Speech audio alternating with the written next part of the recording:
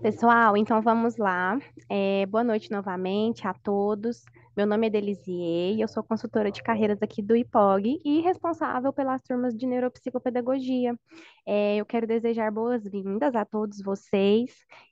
Eu tenho certeza que vocês não vão se arrepender de participar desse evento. E tenho certeza também que vocês vão adquirir muitos conhecimentos valiosos com o professor Fernando, que é mestre e doutor em psicologia e em psicopedagogia também. É uma pessoa que atua na área, né? Atua aí com desenvolvimento de crianças, né? Com transtornos de aprendizagem, crianças atípicas. E ele também é o autor do Guia Prático de Intervenção Infantil, Turma da Lúria, e com a professora Cláudia Marques, que também é pedagoga, psicopedagoga, tem especialização em educação inclusiva e especial e tem mais de 30 anos de experiência na área. Então, quero desejar boas-vindas. Aproveitem bastante esse momento e eu passo a palavra agora para vocês, professores.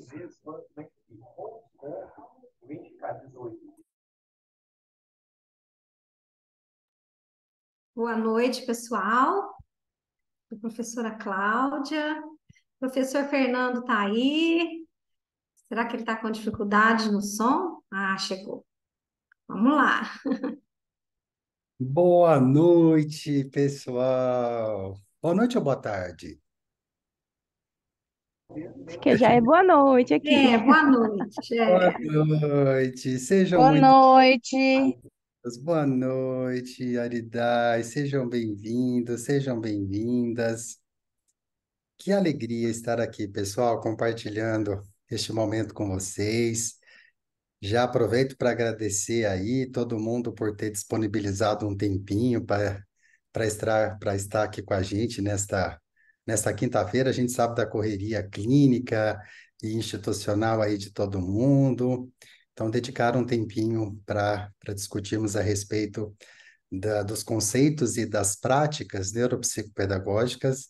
A gente se sente bastante lisonjeado. Então, primeiramente, eu já agradeço aí de antemão, não é, professora Cláudia?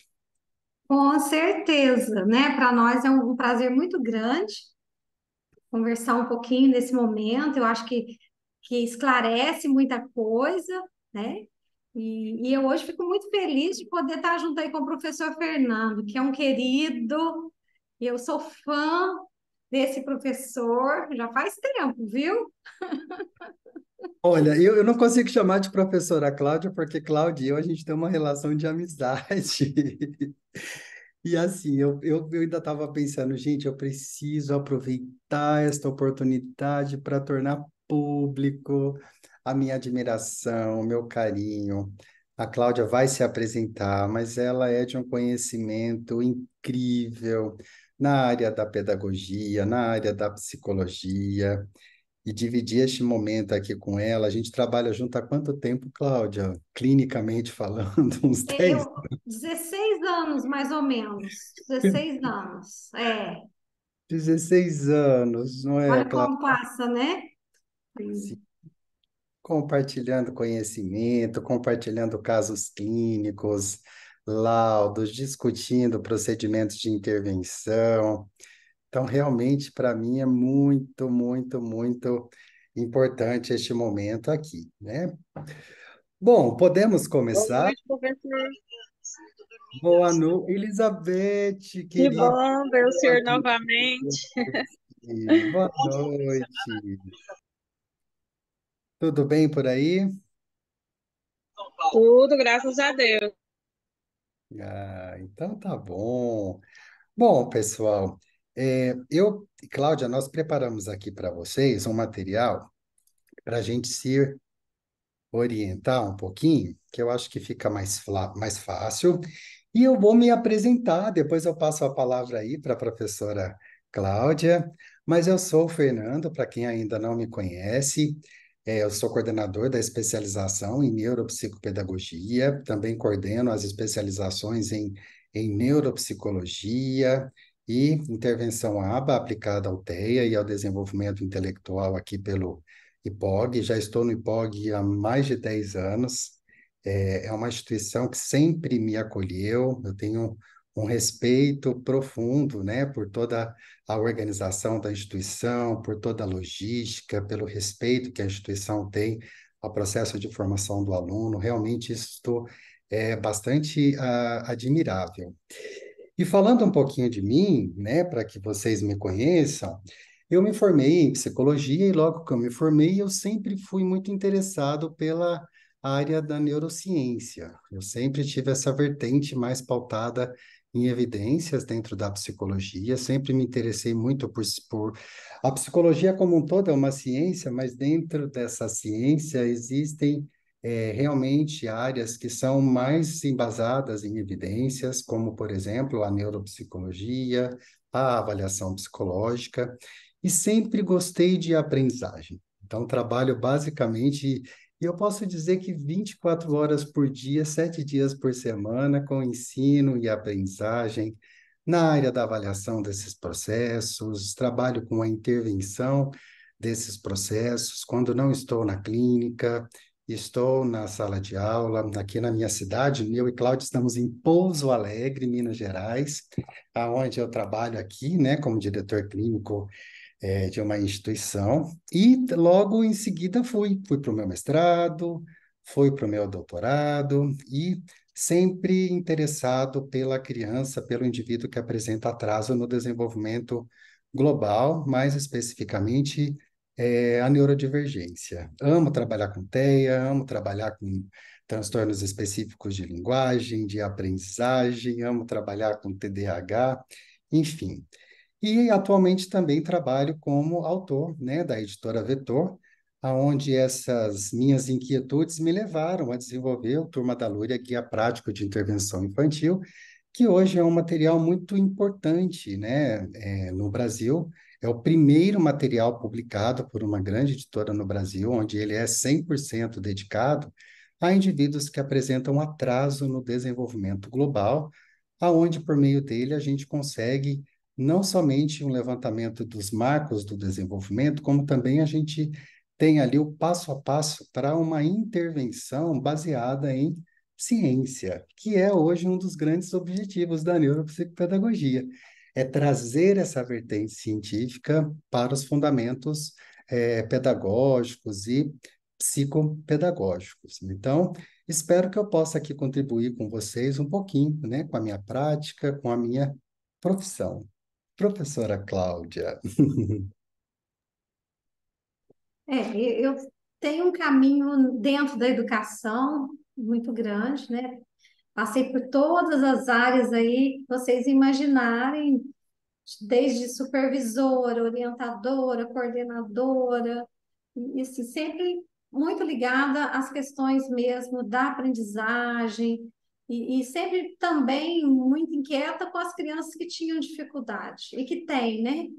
Então, no meu percurso, coordenei o antigo magistério, que muitas de vocês aí talvez tiveram oportunidade de cursar, e eu sempre procurava dar uma atenção para essas crianças, preocupada por que não aprendiam com essas dificuldades. E assim eu fui caminhando aí na área da educação, depois me formei em pedagogia, em várias áreas aí de especializações, fiz o mestrado, e há mais ou menos 31 anos eu fiz a psicopedagogia, a especialização.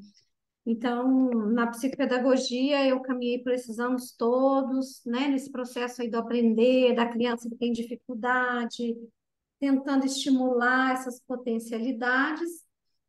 E hoje eu me encontro no último ano de psicologia, né, estou aí terminando o curso, e foi muito legal, porque todo o conhecimento da educação, ele agora passa por assim, por uma análise muito grande do olhar da psicologia. Então, assim, nossa, eu me apaixonada. E a neuropsicopedagogia já faz uns 6 anos que eu tive a oportunidade de fazer essa especialização, e eu dou aula na pós, né, em vários cursos, em várias instituições na área de educação, e a neuropsicopedagogia ela sempre vem me cutucando um pouquinho, porque é, faltava alguma coisa na psicopedagogia dessas bases aí neurológicas, né? Desse outro olhar aí para a superação cognitiva desse sujeito. E isso me inquietou e quando eu tive o convite aí para trabalhar nesse curso, né, do professor Fernando, eu fiquei muito feliz, porque de alguma maneira vocês vão ter oportunidade aí de ter uma visão diferente da psicopedagogia, né, diferente da psicologia, que na verdade não é diferente, mas são abordagens diferentes, né? E um atendimento diferenciado. Então, assim, eu estou muito encantada com a neuropsicopedagogia, porque eu vejo, assim, oportunidades diferentes para o aprendente, para aquela pessoa que aprende. É um olhar mais profundo, não só nos processos de aprender, mas muito mais, né? Nessa transdisciplinaridade, a interdisciplinaridade aí ela fica muito visível para a gente, né? E eu acho, Fernando, não sei, que seria uma multidisciplinaridade aí, na verdade, né? Porque a gente vai ter aí a oportunidade de muitos saberes.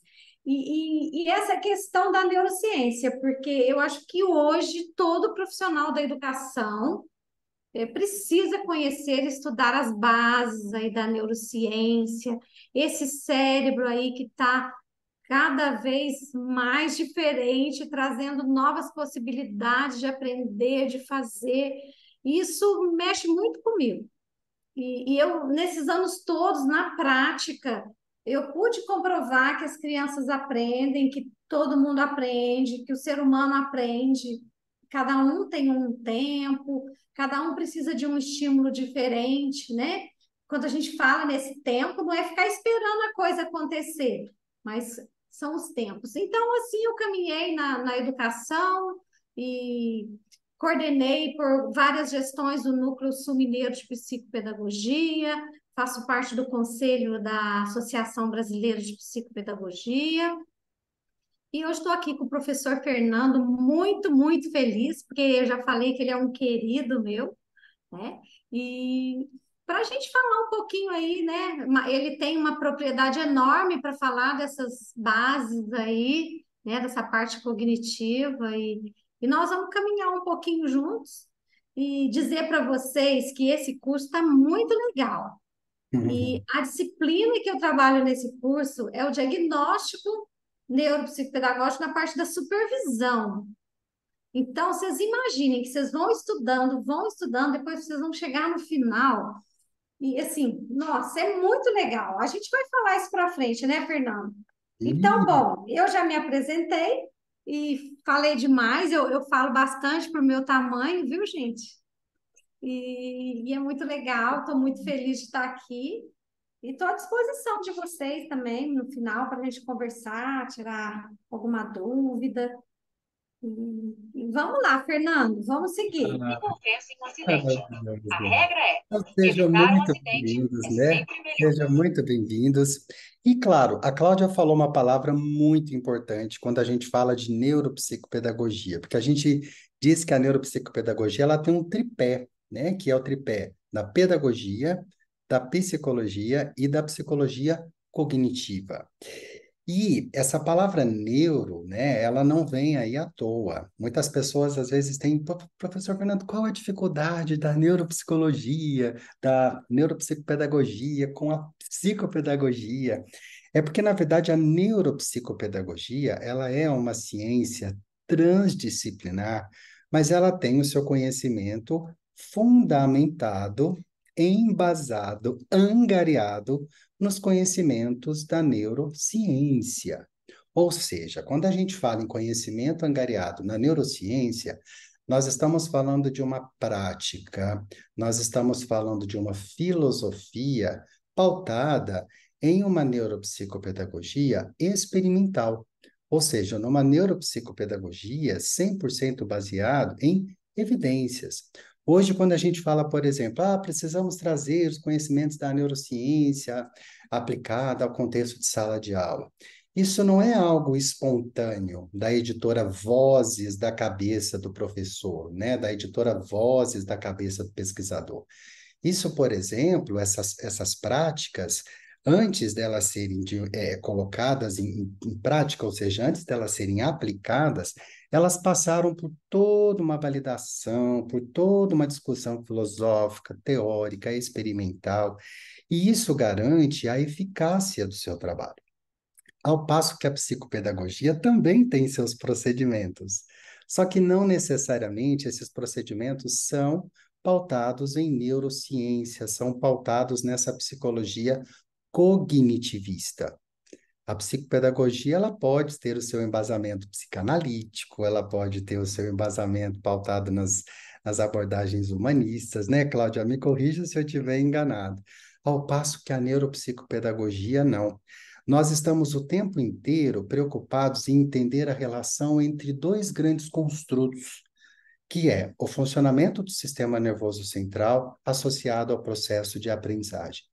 Então, hoje, quando a gente recebe no nosso consultório ou na instituição em que a gente trabalha, por exemplo, uma pessoa com TDAH, né? Hoje se fala tanto de transtorno, de déficit de atenção e hiperatividade. O neuropsicopedagogo está interessado em saber como que aquele sujeito processa uma determinada informação e o quanto que esse processamento de informação está influenciando o seu processo de aprendizagem. O que eu, enquanto profissional, posso fazer, por exemplo, para implementar estratégias em sala de aula para melhorar isso? Que tipo de orientação familiar que pode ser oferecido para melhorar esse processo de aprendizagem? Existe algum tipo de intervenção que possa trazer uma maior eficácia no meu procedimento, né, em comparação a outros procedimentos que não têm esse tipo de evidenciação? Então, a gente está sempre trabalhando pautado nesse funcionamento cerebral. E olha que quando eu falo em processamento da informação, a palavra processamento, ela tem a ver com cognição. A definição de cognição é isso, é o processamento de uma determinada informação. Então, quando eu falo de processamento e cognição, eu estou falando da mesma coisa. Mas a neuropsicopedagogia, ela sempre tem esse interesse desse processamento associado à aprendizagem humana. Eu dei o exemplo aqui em sala de aula, mas a gente não está só preso em sala de aula, né? A gente sabe que o processo de aprendizagem, quando a gente fala a palavra aprendizagem hoje, ela ganha uma conceituação, né, muito mais ampla. A gente está falando da aprendizagem para a vida, né? Então, a gente está sempre assim, o que faz uma pessoa aprender? Então, por exemplo, hoje, qual é o papel das funções executivas na regulação do comportamento de uma pessoa? E o quanto que essa regulação vai impactar positivamente e negativamente no seu processo de aprendizagem? Por exemplo, será que a regulação emocional tem relação com o processo de aprendizagem? Hoje a gente sabe que sim, né? Se fala tanto em competências socioemocionais como pré-requisitos de alfabetização, né? Competências socioemocionais, se nós olharmos na literatura, ela tem o seu embasamento totalmente baseado em algo como, por exemplo, neurociência, né? Então, na verdade, a gente tem essa perspectiva mais cognitivista. E algo que é importante, que quando a gente fala de cérebro, nós não estamos reduzindo o nosso indivíduo a somente aquilo que é organísmico, endógeno. Isso é uma falácia. A neuropsicopedagogia, quando ela tenta entender o cérebro, ela está falando, sim, de uma questão de uma reintegração pessoal, organísmica, mas ela também entende os aspectos sociais e os aspectos educacionais de um indivíduo. Afinal de contas, hoje, o sujeito holista, né, aquela coisa biopsicossocial, a interação entre fatores endógenos e exógenos, são extremamente importantes para o processo de aprendizagem. E a gente se atreve a isso, porque às vezes a gente avalia para perceber que do ponto de vista cognitivo o sujeito não tem nada. Mas está tudo bem, mas então o que é que está interferindo nesse processo de aprender? Então, se a gente ignora, negligencia também esses aspectos sociais e educacionais, nós estamos sendo negligentes com uma série de coisas. Algo que a gente não pode esquecer é que, na verdade, o cérebro ele é um todo que se comporta o tempo todo e sempre interrelacionado com o meio, né? Então, olha quantas coisas que o neuropsicopedagogo precisa se apropriar para poder entender e relacionar tudo isso com o processo de aprendizagem. Não é, Cláudia? Sim, né, Fernando? E eu acho assim que esses processos aí, essas bases que, que sustentam a neuropsicopedagogia é fundamental. Então, esse estudo aí, essa busca é constante, né? Nossa, eu vejo que esse ser aí, como você falou, biopsicossocial, é um ser inteiro, né? E quando você olha com o olhar da neuropsicopedagogia, observando essas bases, você consegue ver esse ser. E esse ser que aprende, e esse aprender é um processo vital mesmo, né? Eu falo que aprender, você só deixa de aprender quando morre, porque a aprendizagem é constante, Só que né? quando a gente fala de processos angariados em neurociência, o neuropsicopedagogo, gente, eu vou dar uma péssima notícia para vocês. Quem não gosta de estudar, para por aqui. Porque quando a gente fala em neurociência, a neurociência hoje, ela é uma unidade maior que envolve neurologia, psiquiatria, pediatria, o que mais? Gerontologia, né? Ela envolve conhecimentos de diferentes áreas do saber. Então, isso hoje, né, faz com que nós possamos estudar esse cérebro em diferentes estágios do desenvolvimento. Então, olha como que a neuropsicopedagogia ela é extremamente ampla quando a gente fala de relacionamento entre cérebro e aprendizagem humana, né? Bom, E quantas possibilidades, né, Fernando, nesse olhar? Porque aí você abre. Você não fecha uma coisa, você não rotula, você abre caminhos, abre espaço para pensar diferente, para poder ajudar, porque eu acho que esse é o caminho. Você abrir espaço, enxergar o outro, ver as potencialidades, porque rotular, ver todo mundo consegue fazer isso, mas quando você enxerga possibilidade naquele sujeito, um sujeito que, como nós dissemos, é capaz de aprender, que ele dá conta, aí eu acho que isso é lindo. Isso é lindo. sim, porque quando a gente fala em holista, nós estamos falando de comportamento, nós estamos falando de aprendizagem, nós estamos falando de neurociência, nós estamos falando de práticas baseadas em evidências. Hoje nós estamos num período onde se tem muita metodologia, muito delineamento de pesquisas que possibilita auxiliar o nosso aprendiz, o nosso aprendente, né? Quando a gente dá uma ideia de sujeito contínuo. E isso é muito importante. Se nós temos hoje a possibilidade de inserirmos no nosso trabalho a ciência, nós estamos garantindo a eficácia. E a neuropsicopedagogia, assim como toda a ciência, ela só tem um único objetivo, que é a validação social. É trazer aquilo que de fato possa trazer benefícios que impactuam positivamente a qualidade de vida e a autonomia do sujeito. Afinal de contas, hoje, se eu percebo que determinados procedimentos favorecem a memorização das informações do meu aluno, isso com certeza me deixa muito mais certo de que eu vou usar esse procedimento quando se tem dificuldades de memória.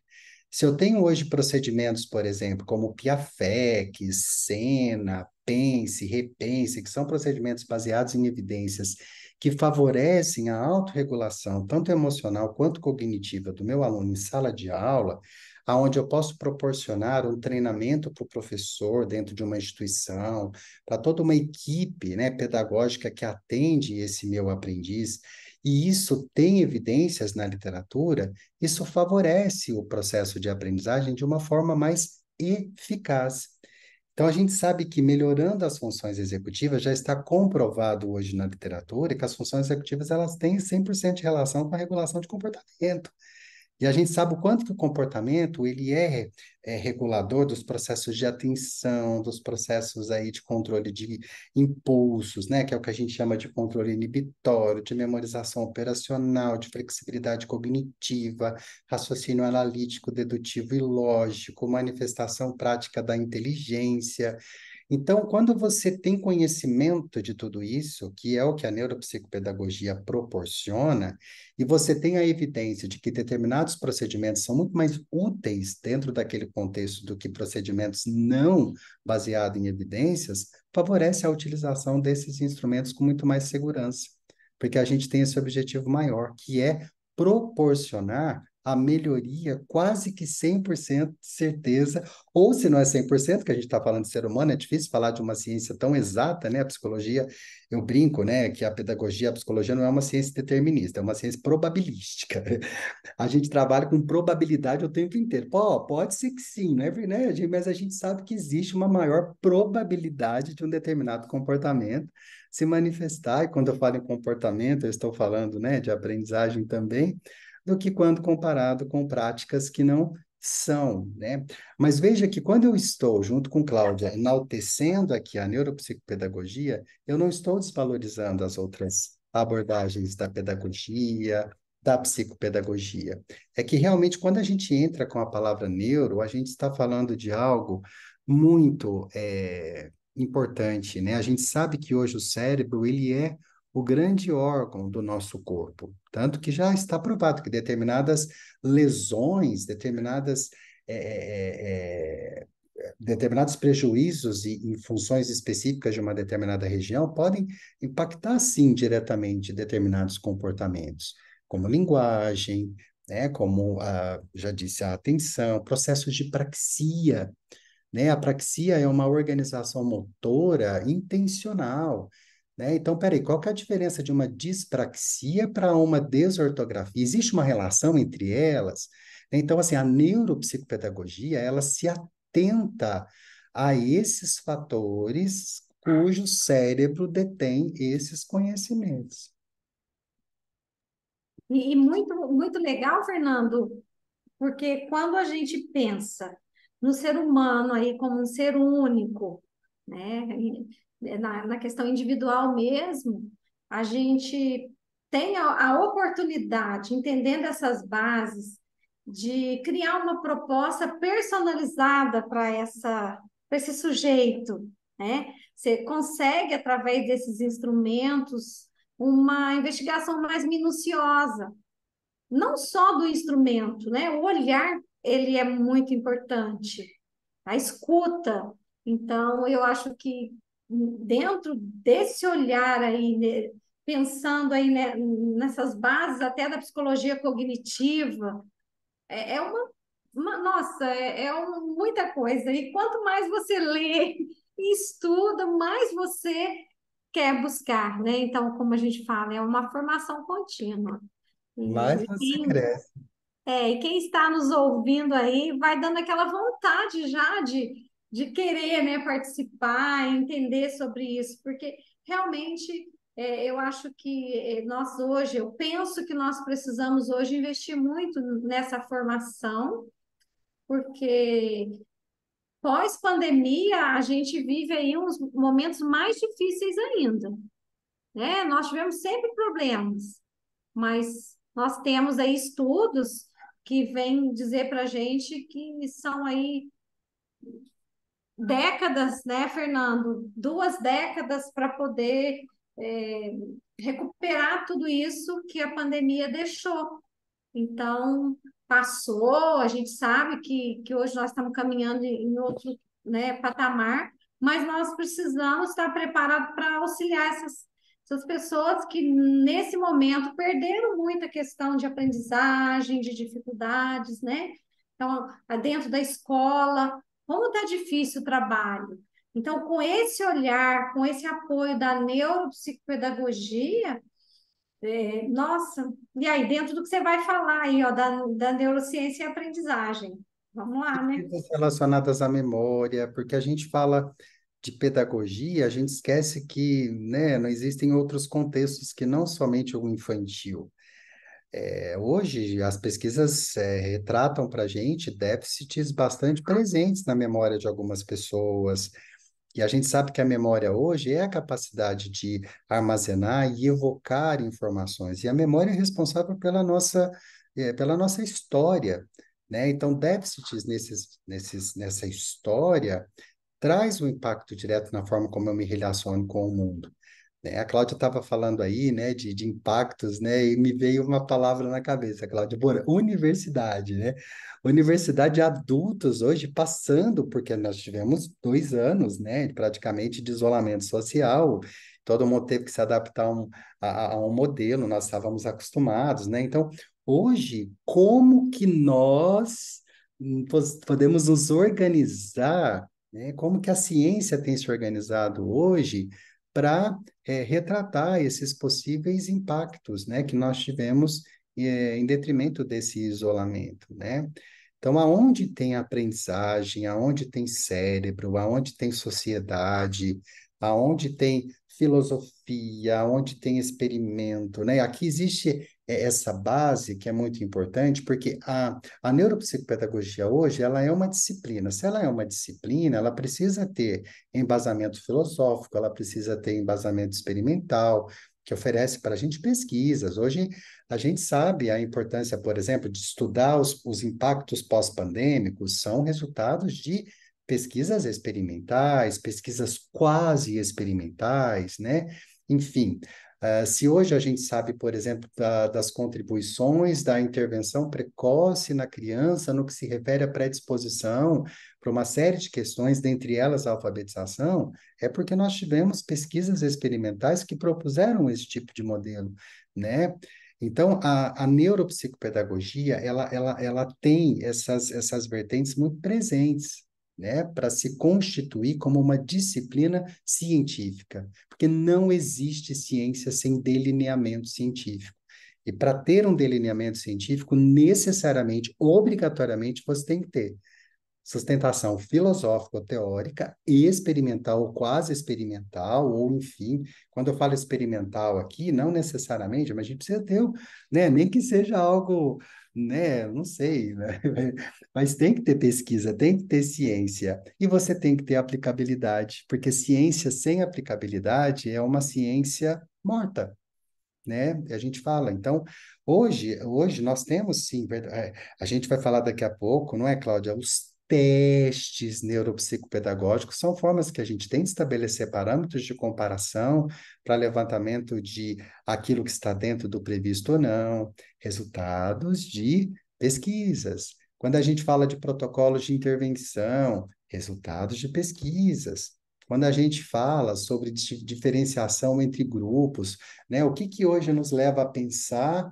em que determinada idade, determinado processo cognitivo se faz mais presente que em outros? Resultados de pesquisas. Então, isso é um delineamento científico muito importante da neuropsicopedagogia e que né, o nosso curso, desde o seu primeiro módulo, traz, né, que é onde a gente trabalha sobre esses conceitos básicos e essenciais a respeito da neuropsicopedagogia, esse delineamento aqui importante para a nossa ciência, consequentemente para a nossa profissão. Ok? Bom, aqui a neuropsicopedagogia é uma ciência nova, não sei se vocês sabem, mas ela tem sua origem em 2008. Olha que delícia, ela está engatinhando.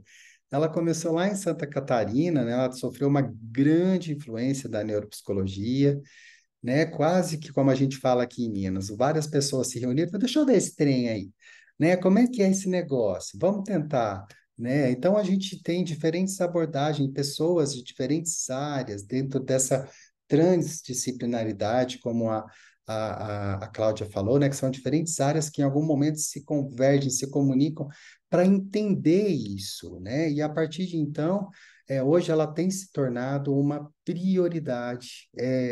Hoje eu não vejo o trabalho de um trabalho 100% eficaz sem a participação de uma neuropsicopedagoga dentro da equipe.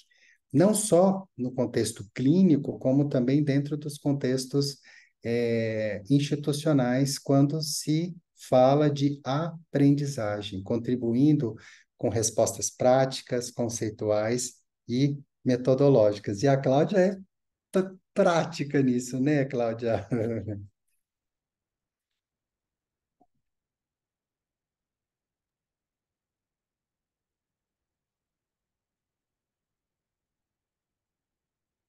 Abriu seu microfone? Não sei se você quer comentar, Cláudia. Não, não, pode, vamos seguir, né? Tranquilo? Aqui nós temos então os três pilares, né? A pedagogia, a psicologia cognitiva e nós temos aí a neuropsicopedagogia, né? A neurociência. Esses são os três pilares que dão sustentação à nossa neuropsicopedagogia, como já foi dito aí para vocês. O que que é importante dizer? Que hoje o nosso trabalho é fundamental dentro da equipe interdisciplinar, principalmente quando se fala em diagnóstico diferencial. É claro que a palavra diagnóstico, ela traz na sua etimologia, né, uma questão, eu não diria na sua etimologia, mas ela traz na sua tradução algo muito de viés médico ainda, né? E o diagnóstico neuropsicopedagógico, ele se difere em alguns momentos. Não que não contribuamos para isso, que é uma... A gente, sim, contribui para diagnósticos e muito, mas o diagnóstico neuropsicopedagógico, ele tem o seu objetivo de entender como aquele sujeito aprende. Não é, Cláudia? Isso eu acho que você, mais que ninguém, pode falar com propriedade. A palavra diagnóstico, ela traz mesmo esse caráter muito médico, né? Eu gosto muito de falar na avaliação neuropsicopedagógica, né? Porque você faz, assim, para a gente ficar amplo, mas nenhum termo dá errado. Mas quando a gente fala, né, nessa avaliação, a gente consegue ser um pouquinho mais profundo no nosso entendimento, né? Principalmente do pedagogo mas tudo que a gente mensura e essa parte, né, dos instrumentos que a gente tem, dos testes, isso tudo dá o caráter do diagnóstico, porque realmente, né, é você investigar a fundo o que que pode estar acontecendo. Sim, hoje não tem como falar de diagnóstico de transtornos e déficits de aprendizagem sem a presença do pedagogo. Como que Sim. isso se faz presente? Não existe. E sabe que quando a gente fala que determinados diagnósticos eles são interdisciplinares, isso é real, Uhum. né? E claro, quando a gente fala não só de criança, mas a gente precisa entender que a nossa área de atuação também envolve processos de avaliação neuropsicopedagógica de adultos em processo de reabilitação, é algo que poucas pessoas sabem. Hoje nós temos aí colegas que trabalham em instituições, por exemplo, com o objetivo de estimulação cognitiva, reabilitação cognitiva, reabilitação desses processos que, por sua vez, se fizeram, se mostram prejudicados por alguma questão, Uhum. alguma intercorrência nesse sentido. Então, nesse modo, cresce a procura por esses profissionais devido a essa prática baseada em evidências. E hoje o que a gente vê? Profissionais sobrecarregados frente a essas demandas, né? A Cláudia é uma delas. Para encontrar horário com a Cláudia, é uma dificuldade, né? Porque realmente a gente tem hoje essa busca, né? A gente tem essa demanda de consultório. E a gente E fala, eu penso, Fernando, assim, que houve um aumento e houve também uma confiança maior nos encaminhamentos, porque há anos atrás a gente não via essa confiança que os médicos, profissionais da saúde têm nesse diagnóstico diferencial, nesse olhar do outro, né? Então, eu vejo assim, aqui na nossa região, a gente tem um respeito grande dos neuros, dos psiquiatras, né, pediatras, eles se encaminham assim bastante crianças, porque eles veem dificuldade nesse diagnóstico diferencial, que é a neuropsicopedagogia, mesmo a psicologia, né, a psicopedagogia pode auxiliar. Então, é um campo enorme. A área da terceira idade hoje está, assim, extremamente buscando esse trabalho, muito. A gente tem aqui clínicas, mas isso está geral. Eu vejo crescente o número de pessoas buscando essa orientação para trabalhar com idosos, com a estimulação, né, cognitiva. E a gente tem muito instrumento legal, tem muito jogo legal para trabalhar com os idosos, né?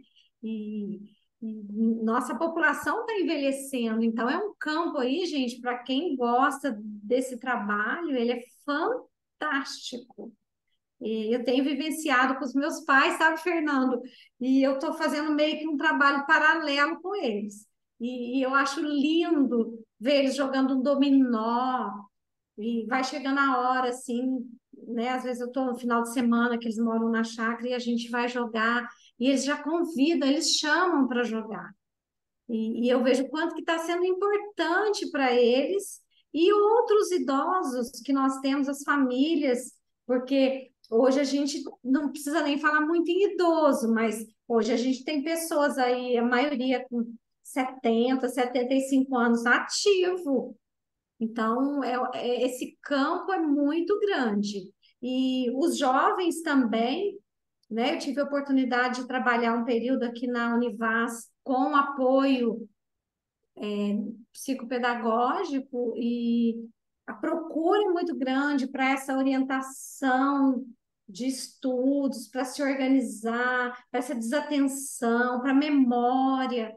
Então, olha, o campo que a gente tem aí é muito grande, é muito grande.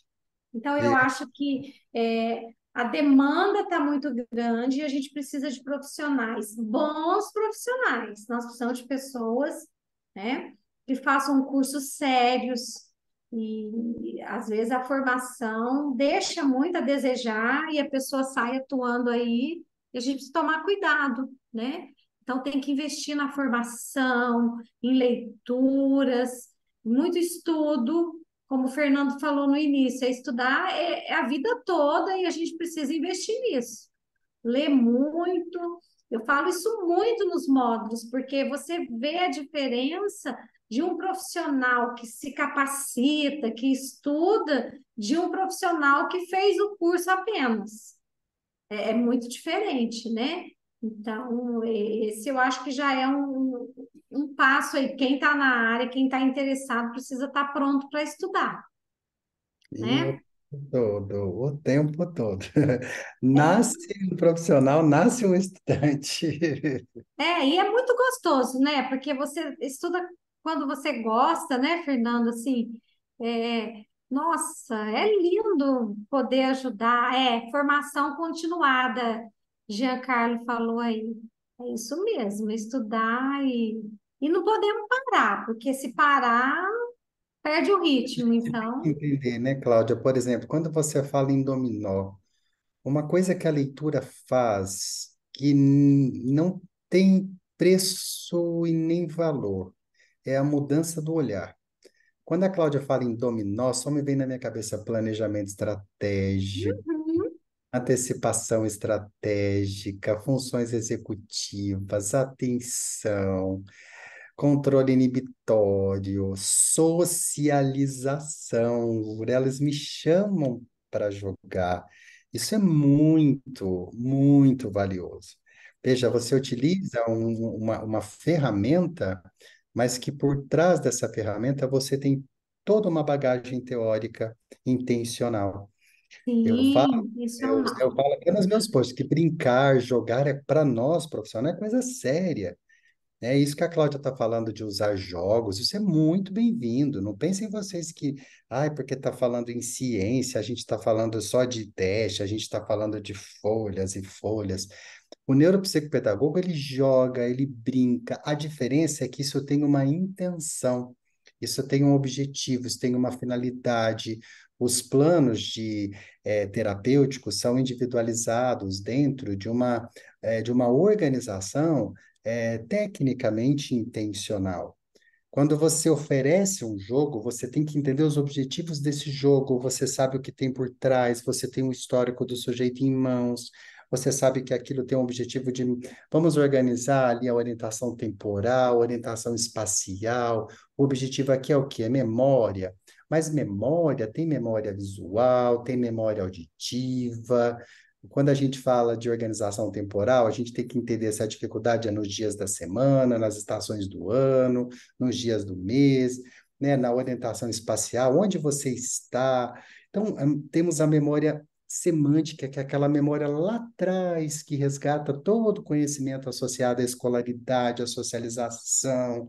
Quando você mostra uma imagem do Silvio Santos, por exemplo, aquilo tem uma função. Quem é essa pessoa? O que que ele fazia? Como é o nome da emissora?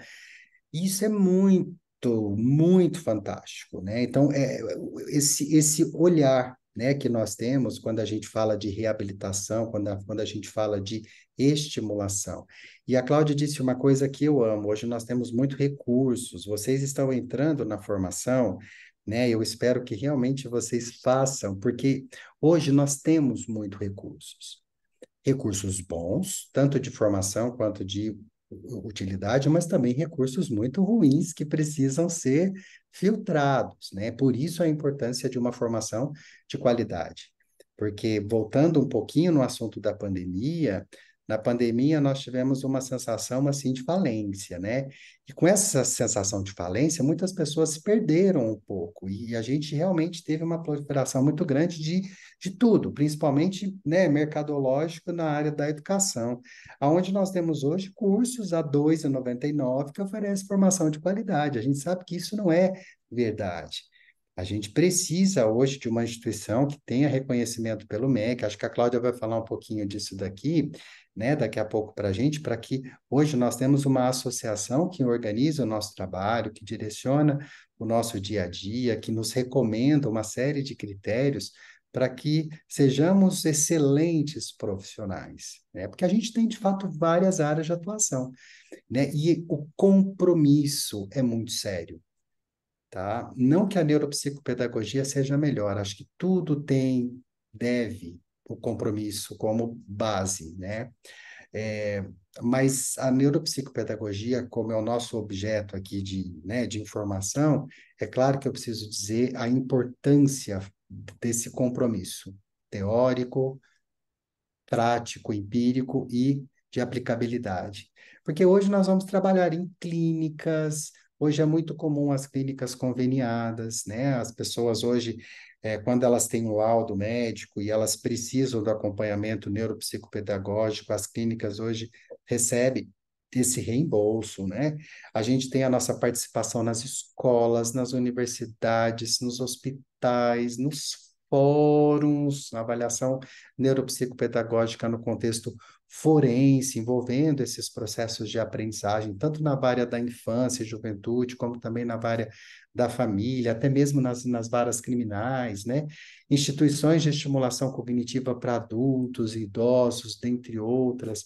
Então, nós temos uma vasta possibilidade de atuação, e nesse sentido é muito importante esse compromisso com todo esse tripé, né, que nós estamos falando aqui para vocês, certo, Cláudia? Sim, com certeza. E olha aí quanto o campo é muito grande, né?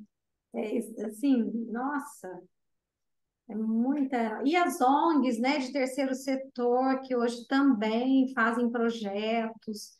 As universidades hoje têm feito projetos para a terceira idade, né? Projetos, a gente tem aqui na FAI, por exemplo, que chama Maturidade Aberta, Faculdade Aberta à Maturidade. Então, esses projetos sociais necessitam muito desse trabalho, né? Então, olha aí para vocês verem quantas oportunidades. É um campo grande aí de possibilidades. Bom, os processos cognitivos hoje, como eu e Cláudia dissemos aí, hoje, o que que nós precisamos? Quando a gente fala de processamento de informação, não tem como a gente focar em processos individuais, né? Foi-se o tempo, a criança tem déficit de atenção, vamos avaliar a atenção. Mas tá, não sei se vocês se lembram de uma frase que era assim: Tostines é fresquinho porque vende mais ou vende mais porque é fresquinho? Muitas crianças chegam para a gente com déficit de atenção e por isso não aprende. Eu sempre mudo a perspectiva. E se a criança se desatenta porque ela não aprende?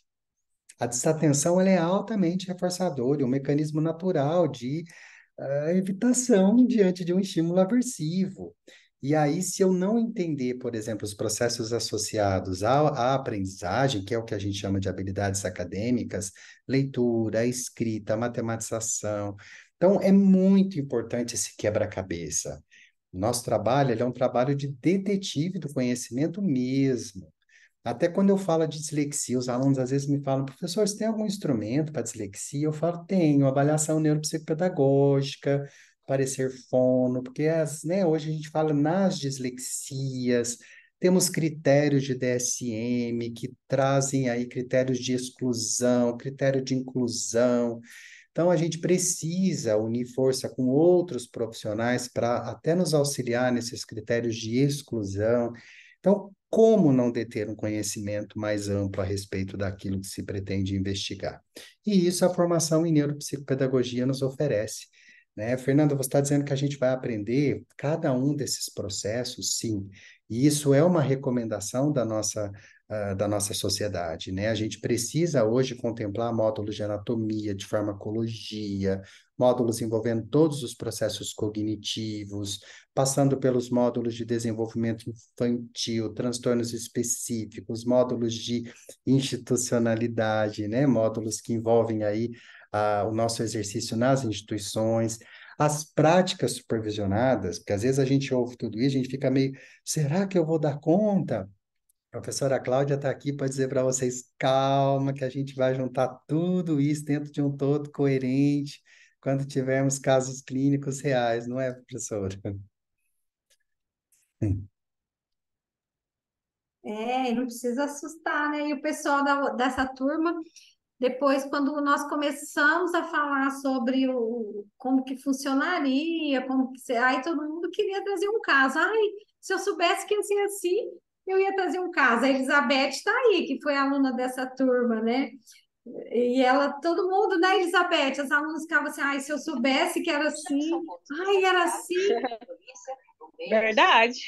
não E é no foi? estágio que a gente amarra tudo, né, Cláudia? No estágio a gente amarra. Muito legal, foi muito Vejo os bom. alunos perdidos na farmacologia, na neuroanatomia, na neurofisiologia. Eu falo, é no estágio que você vai entender por meio de um caso real como que é esse procedimento todo.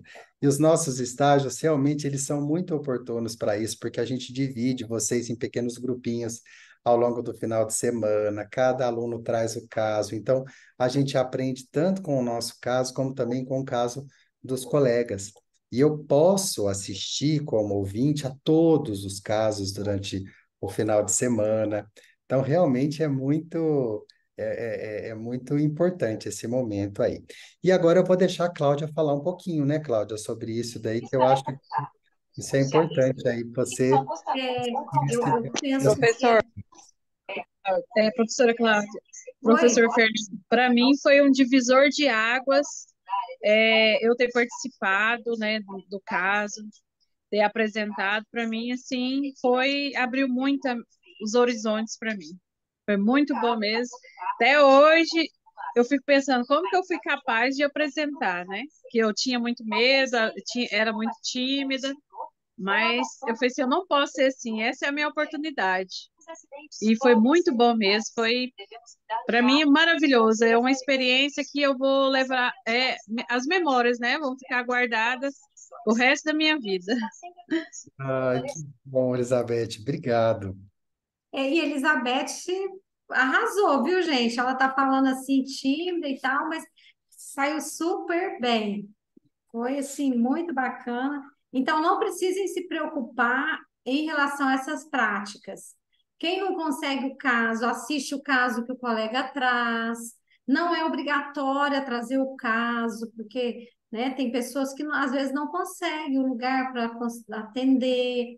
Então, participa do caso do colega, acompanhe o caso, e é bem gostoso mesmo, porque nos grupinhos o atendimento ele fica mais próximo, não fica aquela turma toda. Então, dá para participar e, e é bem legal, bem legal.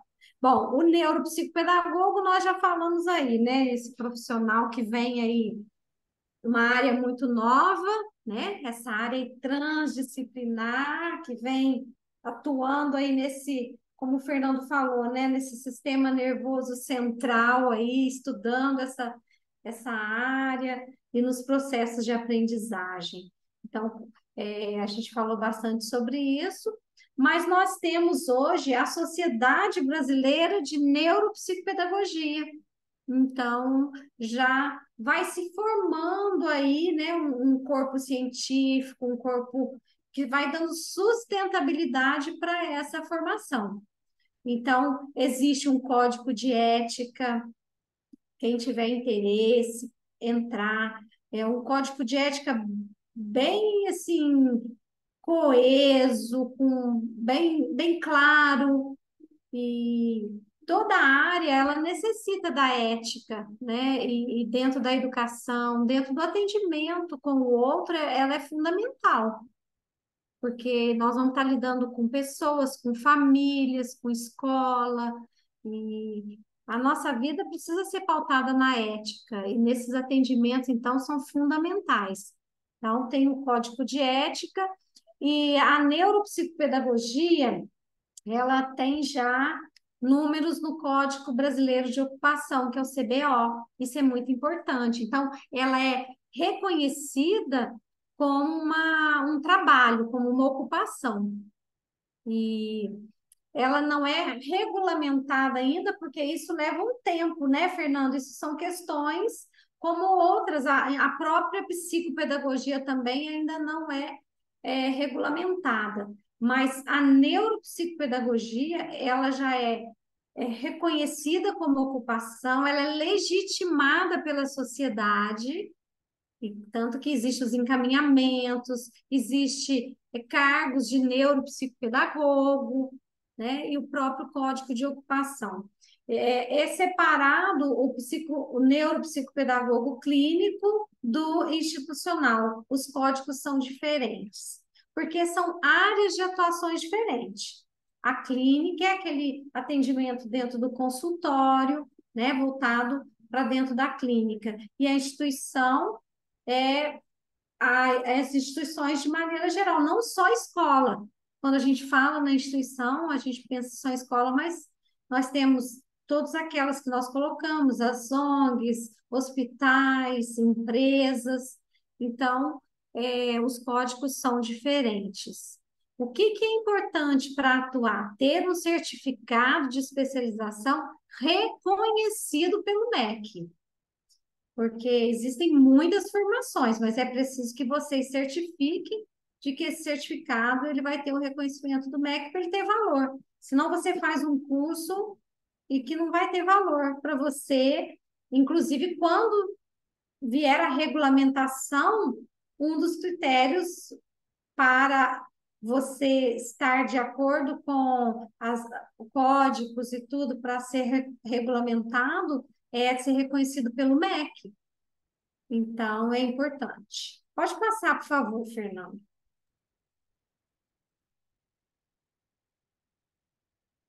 Então, como que a gente se organiza aí para atuar? É importante. A gente falou das bases do estudo, mas o primeiro passo é a especialização. E hoje nós estamos aí convidando vocês para se adentrar aí nesse mundo do IPLOG, na especialização aí da neuropsicopedagogia. Depois a gente vai ter aí mais orientações, né, para quem se interessar. E a gente falou, né, das bases aí, acho que tudo aí a gente já foi falando, né? Conhecer os protocolos de atendimento é muito importante. Os instrumentos, durante o curso, vocês vão ter a oportunidade de aprender vários instrumentos. E depois, quando a gente chegar no momento da prática, a gente vai alinhando isso para que fique uma coisa assim, compreensível. Como é que eu vou usar esse tipo de instrumento? Qual é o objetivo?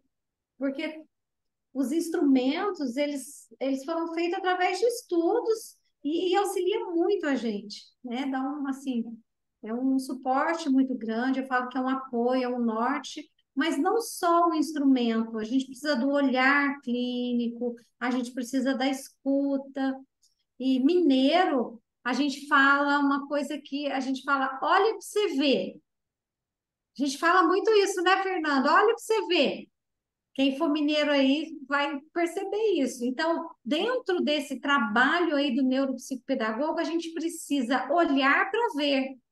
Então, esse olhar de mineiro, ele é muito importante nesse momento, porque quando você olha um sujeito, uma criança ou um adulto, montando um jogo, separando algum material, até mesmo no jeito que ele fala com você, como ele se organiza, esse olhar e essa escuta, ela é fundamental, ela diz muito. Então, no módulo de prática, eu falo muito sobre isso.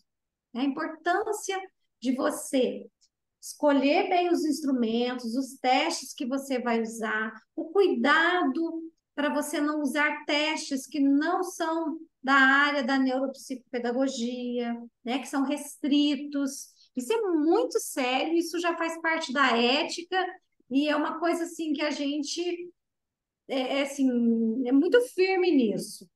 E tem instrumentos que a gente não pode passar cópia para o aluno, e a gente não pode estar xerocando, a gente compra os materiais, você compra as folhas de aplicação, e, e a gente vai ter vários tipos de testes. Nós temos os testes aí que a gente fala, né, ecológicos aí, que a gente pode estar divulgando, usando, né? Não são testes irrestritos. Então, isso é muito importante, né?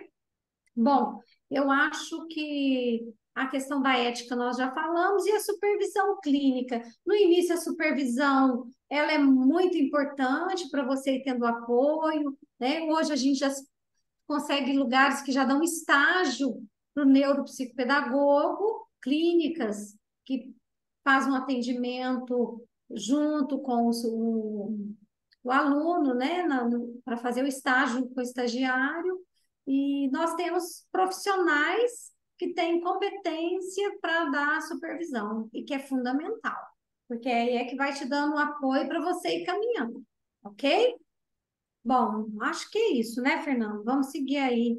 E claro que a gente gostaria de convidar vocês para se especializar, né? O IPOG hoje oferece todos esses pré-requisitos aí que a sociedade brasileira recomenda. Nossa especialização, ela tem uma carga horária até que excede, né, as exigências do MEC. Nós temos hoje mais de 600 horas envolvendo não apenas os princípios básicos e essenciais da neuropsicopedagogia, como também os processos associados à neurologia, aos processos cognitivos e, como Cláudia disse, a parte do estágio, que é aonde a gente consegue amarrar todos os conhecimentos, né? E o estágio, embora ele não seja obrigatório, mas é no estágio que a gente consegue entender o exercício da teoria, né? O exercício dessa ciência tão linda que é a neuropsicopedagogia. E eu vou aproveitar aqui para falar de uma forma muito carinhosa a respeito do nosso curso.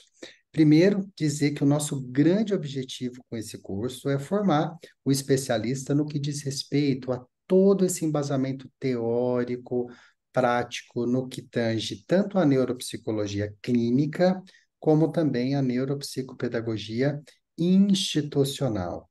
Hoje, nós temos a possibilidade de reunir em sala de aula profissionais de diversas áreas do conhecimento. Isso é uma riqueza.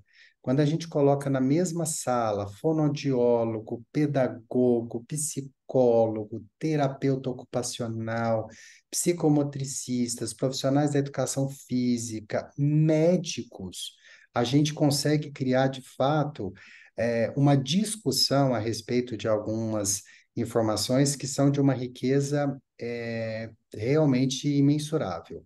Principalmente quando a gente retrata com casos clínicos, vocês vão ver que em alguns módulos os professores trazem vídeos, trazem experiências.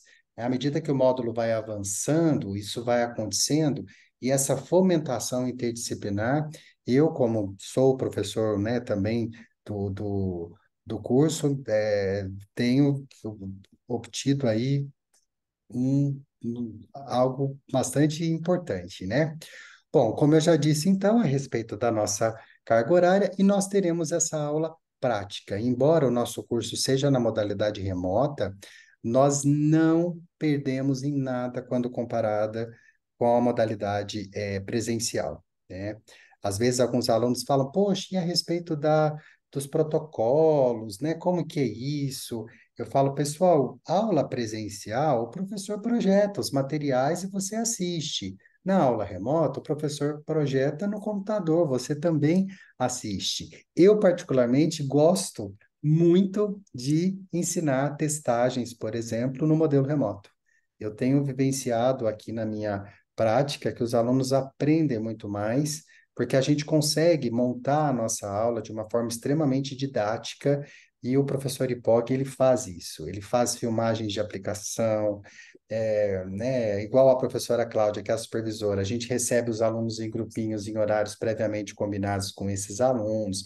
Então, vocês vão ver que lá no nono módulo, vocês vão receber uma planilha para preenchimento desses horários, para a gente manter uma organização desses grupos, e essa organização favorece uma maior acessibilidade à coordenadora, né, à supervisora, perdão, né? Então, realmente é bastante rico, né, esse nosso encontro, esses nossos encontros que acontecem uma vez por mês aí, numa carga horária extensa, né? O IPOG hoje ele trabalha com 24 horas a aula mês, mas aí os módulos, as práticas complementares, aonde a gente geralmente trabalha com leituras prévias, a gente trabalha com apresentações de casos para que o aluno já comece a se aproximar um pouco de tudo isso que a gente está falando aqui, né? Então, a gente, enfim, nós oferecemos formação não apenas clínica, mas também institucional, e os módulos, como eu já disse, Cláudia, também contemplando todos os processos cognitivos, contemplando os principais e os mais utilizados protocolos de avaliação e intervenção, e vocês terão aula com os principais autores. Então, vamos falar de SRS, que é um instrumento para autismo, nada melhor que a Lisandra Borges para falar disso. Vamos falar sobre aspectos e processos cognitivos, nada melhor do que Silvia Godoy para falar disso. Então, são pessoas que têm uma relação direta, né? Como eu tenho essa parceria com a editora Vetor, tenho essa abertura dentro da editora Rograph, a gente acaba criando aí uma rede de amigos muito fantástico. E nós temos a parceria com a editora Vetor, que o IPOG renovou essa parceria aí, ela se mantém, ou seja, o nosso aluno, ele tem desconto, né? Aqui está 30, mas são 20%, tá, pessoal?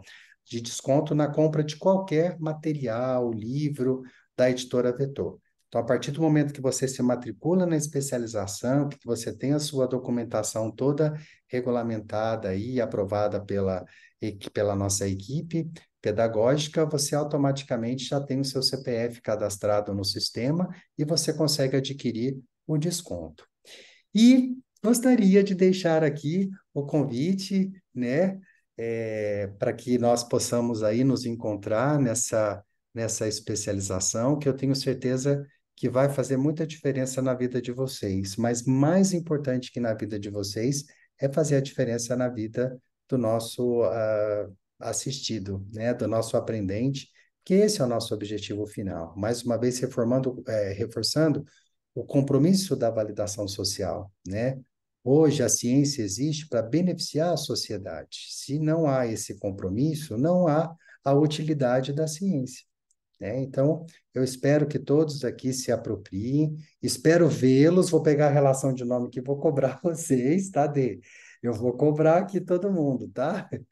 Então é isso, né? A gente vai abrir agora para perguntas. Deixa eu só olhar meu bate-papo aqui, porque eu fui falando, eu acho que eu fui empolgando e eu não me atentei aqui ao bate-papo. Deixa eu ver se tem algumas dúvidas, algumas questões aqui.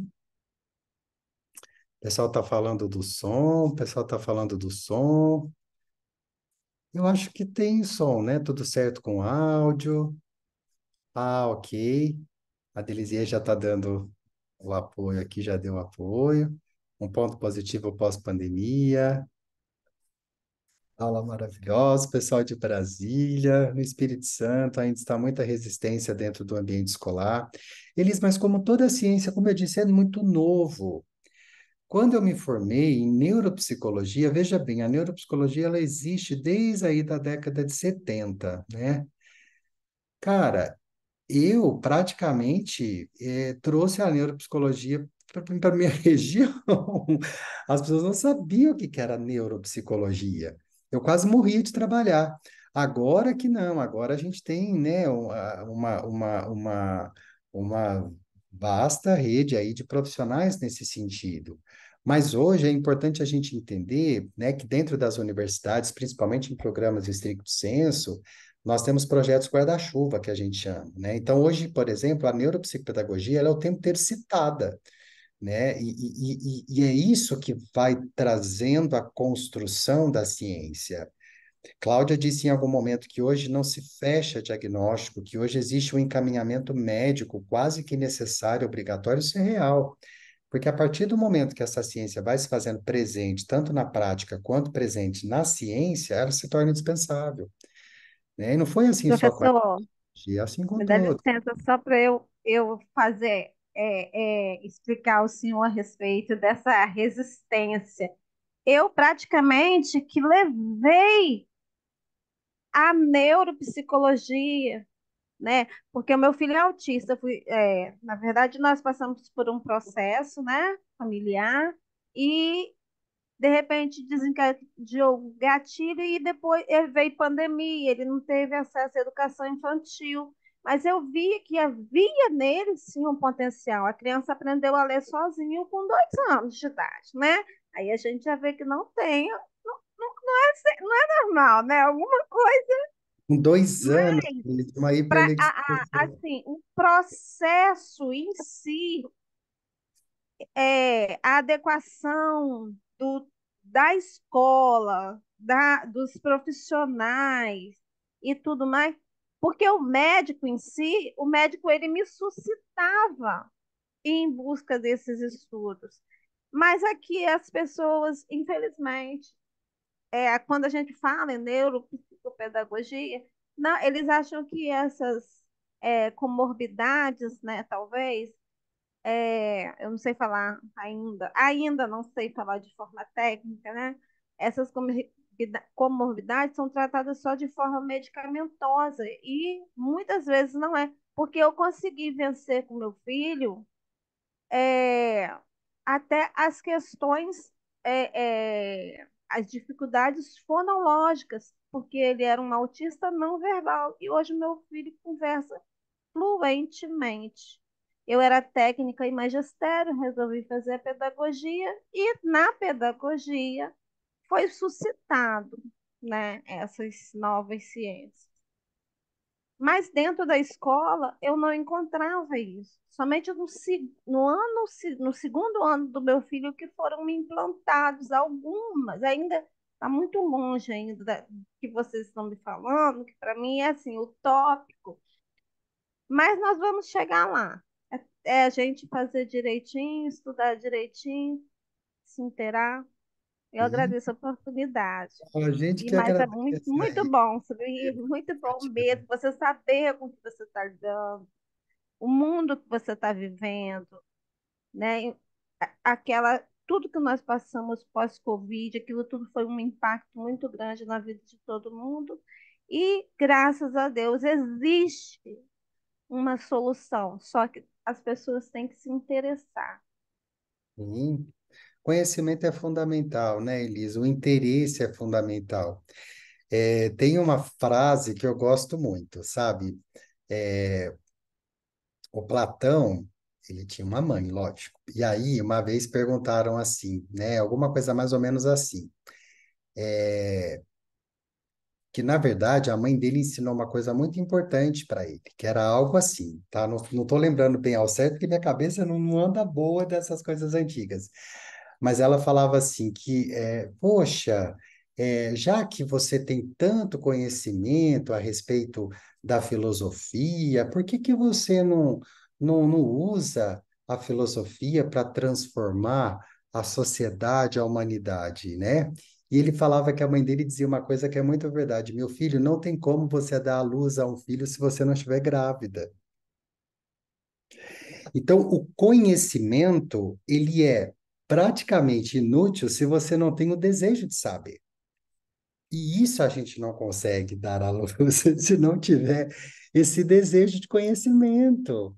Se você não tem curiosidade, o livro está aqui, com todos os livros, mas se você não tem a dedicação, o interesse por esse saber, esse conhecimento morre. Nem ele morre, ele não existe, né? Então, isso é fundamental. Isso que você está trazendo, Elisa, é isso, né? E esse conhecimento em movimento é o que vai fazer toda a diferença, né? E é isso, de fato, que a gente espera, né? Que aconteça, né? Aqui o pessoal está falando que o IPOG superou as expectativas no curso, isso é muito maravilhoso, né? A nossa aula aqui, o pessoal está dizendo, sim, o nosso objetivo aqui é um bate-papo a respeito dos conceitos básicos e essenciais, não tem como a gente esgotar todo o conhecimento aqui a respeito do assunto. Nós gostaríamos, de fato, né, de apresentar para vocês o nosso curso, gostaríamos muito que vocês fizessem parte desse nosso corpo discente. Aqui o Wilson está falando, tivemos a primeira aula com o senhor, foi um fim de semana maravilhoso, muito aprendizado, obrigado. Aqui a aluna do IPOG Maceió, do curso de aba, saímos encantados. O Wilson, eu lembro de vocês, são muito queridos. Será que não confunde aba e neuropsicopedagogia? São áreas bem diferentes, tá, Dani?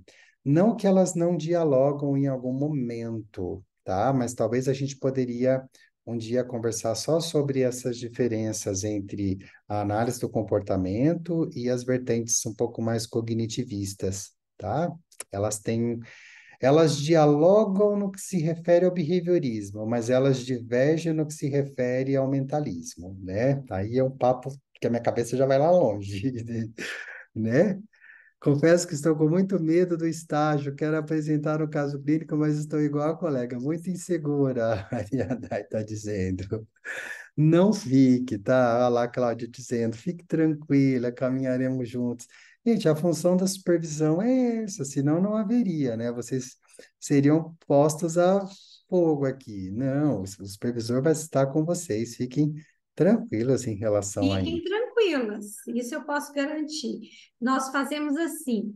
Eu alinhei com a Raiane essa semana, Fernando. Todas as sextas-feiras é um encontro de toda a turma.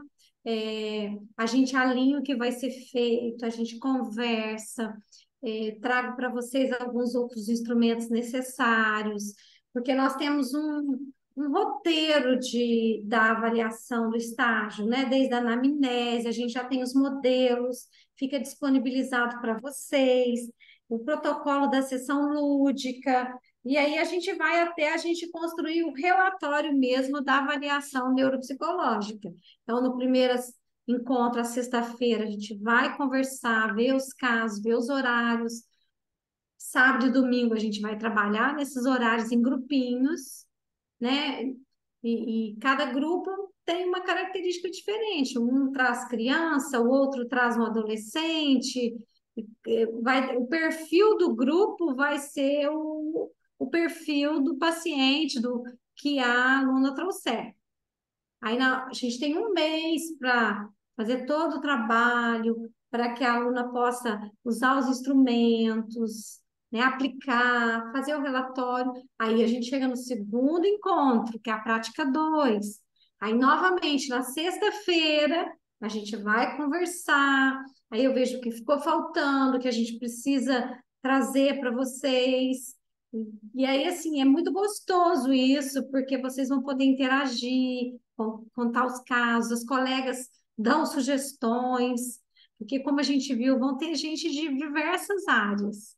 Então, uma que já sabe alguma coisa, ela vem, contribui, e a gente vai caminhando assim, até que nós vamos chegar no terceiro, na prática 3, e a gente vai estar pronto para fechar um relatório aí que a gente chama de RAM, Relatório de Avaliação Neuropsicopedagógica. E aí a gente termina aí com um sucesso. É muito legal, vocês vão gostar muito. E não tem nada que dói, não tem nada de desesperar, é tudo muito tranquilo.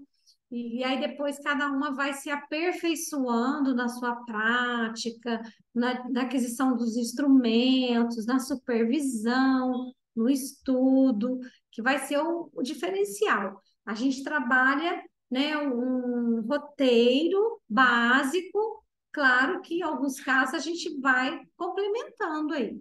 Vai depender do que vocês trouxerem para a gente poder trabalhar.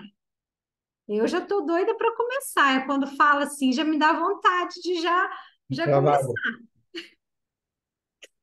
Oi, Ari. Então, é que assim, né, professora Cláudia, você me deixou um pouquinho mais tranquila, mas é que realmente bate muita insegurança, né? Inclusive, professor Fernando, a nossa turma, a gente estava com muitas dúvidas, né, com relação ao estágio. Aí foi sugerido para a gente escolheu uma colega, ela até acredito que já entrou em contato com você, né, mandou um e-mail com todas as nossas dúvidas, porque assim, a insegurança, nossa, assim, está muito grande, sabe? Nossa, por onde eu vou começar? O que eu vou fazer? E agora? Eu estou com caso clínico. E agora? Mas E assim, me deu uma tranquilizada, viu, professora? foi Obrigada. sugerido para ela, para a gente reunir 5 alunos da turminha de vocês, para a gente bater um papinho sobre isso. Eu vou gravar essa aulinha do Zoom com esse grupinho de 5 alunos, e aí a gente vai postar no grupinho de vocês. E essa insegurança, vocês sabem que existe uma insegurança saudável? E eu posso falar uma coisa para vocês? Nasce Ah, um profissional bom, nasce uma ansiedade. é verdade.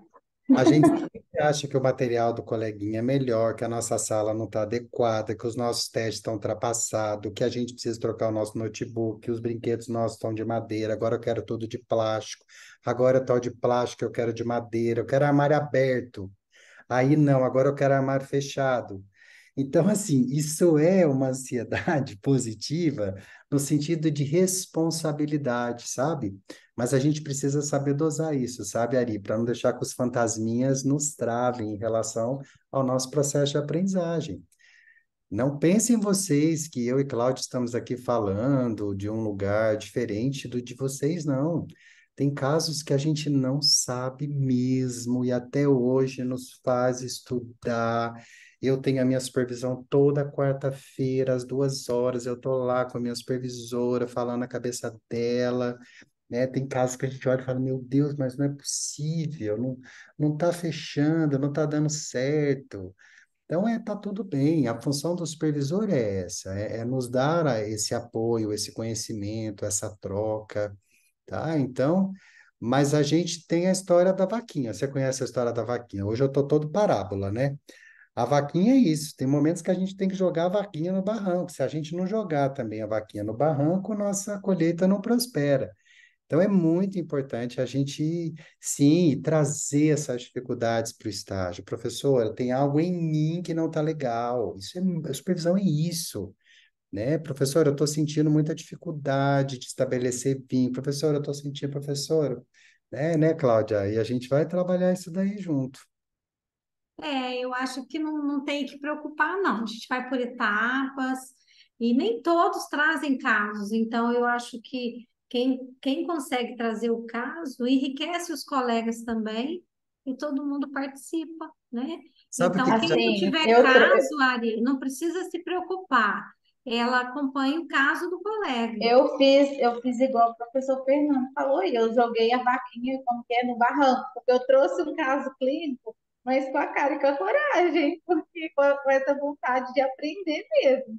Porque, assim, Ah, que a minha delícia! insegurança tá geral. Eu tô lendo ultimamente bastante, tá? Questão que para a gente, assim, que tem jornada tripla, quádrupla, acho que 24 horas é pouco, né? Então, às vezes, está me faltando mais de tempo. Mas eu estou tentando pesquisar bastante, mas a insegurança a mil. Não, mas pode acalmar aí um pouquinho que vai dar tudo certo. E também, assim, é Obrigada. o primeiro, né? Vai ser o primeiro caso, a gente vai conversando, tudo tem o primeiro. tudo tem a primeira vez, aí a gente vai melhorando. É um processo, é uma construção, né? E para a gente construir, a gente tem que ir por etapas. Aprender é um processo gradual. Você tem que ir aprendendo por etapas, sedimentando aquele conhecimento. Às vezes a gente precisa de um tempinho maior, né? Então fique tranquila. E o que depender de mim, estou sempre disponível. A gente teve alunas que a gente trabalhou por e-mail, algumas questões. Fique tranquilo. O Muito obrigada. objetivo Vocês é dois ajudar me vocês. deram uma tranquilizada. Obrigada. O objetivo é ajudar vocês. A gente não tem um objetivo de nada além de ajudar, compartilhar e trocar e enriquecer, né? E aprender com vocês, porque eu acho que quem aprende mais somos nós no momento da supervisão. Porque vocês têm um conhecimento, vocês já têm esse olhar, às vezes ele está aí atrás desse medo, né, da preocupação, será que eu vou dar conta? Então, vamos embarcar juntas, estou junto com você e vamos firme. E agora a gente precisa ir finalizando. A Deli tem um recadinho para a gente, Deli. Ela está me pedindo aqui que precisa conversar com vocês. Pessoal, só passando para avisar que todos vocês que tiverem interesse, tá bom, de estar fazendo a especialização em neuropsicopedagogia, com o professor Fernando, com a professora Cláudia, todos vocês que participaram aqui do evento vão ter um desconto exclusivo, tá bom? Até sábado, para garantirem a vaga de vocês. Nós estamos com algumas turmas, tá bom? Para o mês de fevereiro agora. Então, eu vou deixar o link do meu WhatsApp. Quem tiver interesse, tá bom? Entre em contato comigo para te passar mais informações e você poder participar dessa turma tão maravilhosa. Se alguém Não, tiver dúvidas, quiser fazer algum comentário também nesses minutinhos finais, fique à vontade. ok?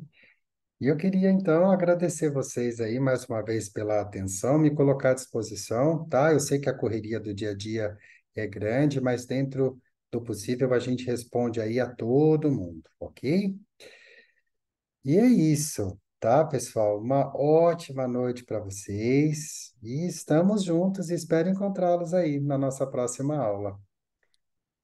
Boa noite, pessoal. Obrigada aí, Fernando. Valeu.